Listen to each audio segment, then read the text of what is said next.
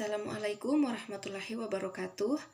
Perkenalkan, nama saya Neza Yudianingsitina dengan stambuk 220140007, kelas 5A, program studi Pendidikan Guru Pendidikan Anak Usia Dini. Baiklah, untuk mengefisienkan waktu, langsung saja saya akan mempresentasikan proposal saya dengan judul Upaya Meningkatkan Kemampuan Motorik Halus Anak melalui Aktivitas Montase pada kelompok B di TK Mekarjaya Sahu.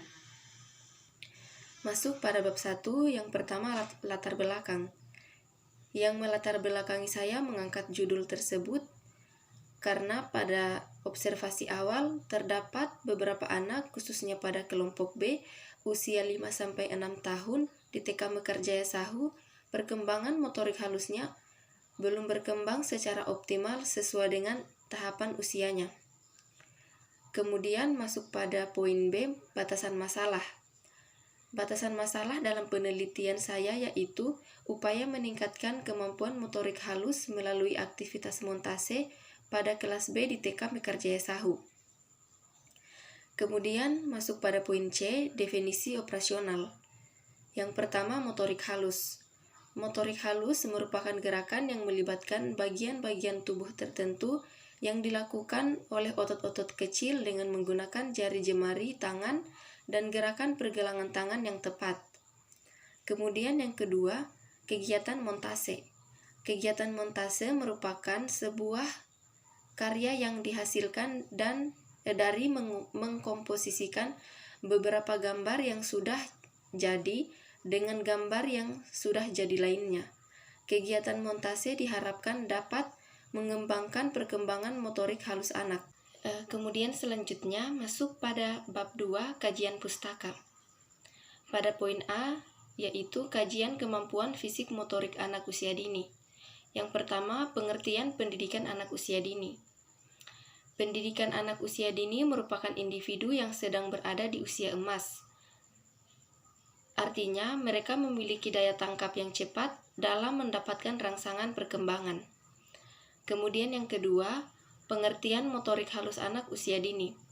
Motorik halus adalah kemampuan anak beraktivitas dengan cara mengkoordinasikan penggunaan jari jemari tangan dan membutuhkan koordinasi mata dan tangan dengan cermat. Kemudian yang ketiga, teori motorik halus. Di sini saya mengambil teori Harlock.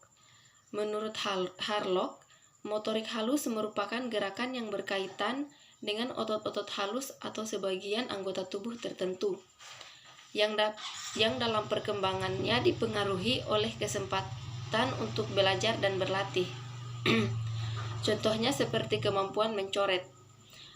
Kemampuan mencoret akan semakin terarah dan memiliki bentuk bila sering dilatih. Selanjutnya yang keempat, karakteristik perkembangan motorik halus anak usia 5-6 tahun. Karakteristik perkembangan motorik halus pada anak usia 5-6 tahun, gerakannya sudah sempurna dan sudah bisa menggambar sesuai gagasannya, menggunting sesuai pola, menempel gambar dengan tepat dan dapat mengekspresikan diri melalui gerakan menggambar secara detail. Kemudian yang kelima, tahapan perkembangan motorik halus. Yang pertama, tahap verbal kognitif, tahap asosiatif, dan yang terakhir, tahap otomotif. Setelah itu masuk pada poin B, kajian aktivitas montase. Yang pertama, pengertian montase. Montase merupakan sebuah karya seni yang dibuat dengan cara memotong objek-objek gambar dari berbagai sumber, kemudian ditempelkan pada suatu bidang sehingga menjadi satu kesatuan karya dan tema. Setelah itu yang kedua, praktik membuat seni montase. Yang pertama, menentukan tema. Kemudian, siapkan alat dan bahan yang akan digunakan dalam membuat montase. Alat yang pertama yaitu gunting dan lem. Setelah itu bahan-bahannya, yang pertama kertas gambar, majalah, koran, dan poster bekas sesuai dengan tema yang telah ditentukan. Kemudian cara membuatnya, siapkan gambar yang bisa diambil dari koran, majalah, atau poster.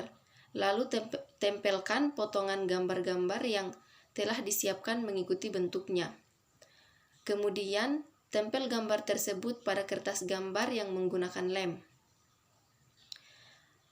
Setelah itu yang ketiga, tujuan montase. Kegiatan montase bertujuan untuk meningkatkan keterampilan motorik anak yang berhubungan dengan jari jemari dan tangan, sehingga keterampilannya dapat meningkat. Kemudian masuk pada bab 3, metodologi penelitian. Pada poin pertama, yaitu jenis dan pendekatan penelitian. Dalam penelitian ini, saya menggunakan jenis penelitian kualitatif. Penelitian kualitatif merupakan suatu pendekatan yang melakukan penelitian berorientasi pada fenomena atau gejala yang bersifat alami. Kemudian pada poin yang kedua, lokasi penelitian. Lokasi penelitian ini bertempat di TK Mekarjaya Sahu, berlokasi di Jalan Patimura nomor 9 di Desa Sahu, Kabupaten Pulau Taliabu. Setelah itu pada poin ketiga, waktu penelitian. Penelitian ini dilakukan pada semester genap tahun ajaran 2022-2023. Selama 2 bulan, yakni pada bulan September sampai bulan Desember. Kemudian poin yang keempat, subjek penelitian. Subjek penelitiannya adalah anak usia 5-6 tahun pada kelompok B di TK Mekarjaya Sahu berjumlah 15 anak, terdiri dari 7 anak laki-laki dan 8 anak perempuan. Kemudian pada poin kelima, yaitu sumber data. Sumber data yang pertama yaitu kata-kata dan tindakan. Kemudian yang kedua sumber tertulis, dan yang terakhir foto. Masuk pada poin F, teknik pengumpulan data. Yang pertama observasi. Observasi merupakan kegiatan yang dilakukan dengan cara pengamatan terhadap objek. Setelah itu yang kedua wawancara. Wawancara merupakan teknik pengumpulan data dengan mengajukan pertanyaan kepada responden dan mencatat atau merekam jawaban-jawaban dari responden. Setelah itu yang ketiga, dokumentasi. Dokumentasi merupakan teknik pengumpulan data tidak langsung ditujukan pada subjek penelitian tetapi melalui dokumen, yaitu foto dan video. Kemudian masuk pada poin terakhir, yakni poin G, yaitu teknik analisis data. Yang pertama, reduksi data. Reduksi data merupakan suatu bentuk analisis yang menggolongkan, mengarahkan, membuang yang tidak perlu dan mengorganisasi data-data yang direduksi. Setelah itu yang kedua, penyajian data. Penyajian data adalah sekumpulan informasi tersusun yang memberikan kemungkinan adanya penarikan kesimpulan dan pengambilan tindakan. Kemudian yang terakhir, pengambilan simpulan atau verifikasi.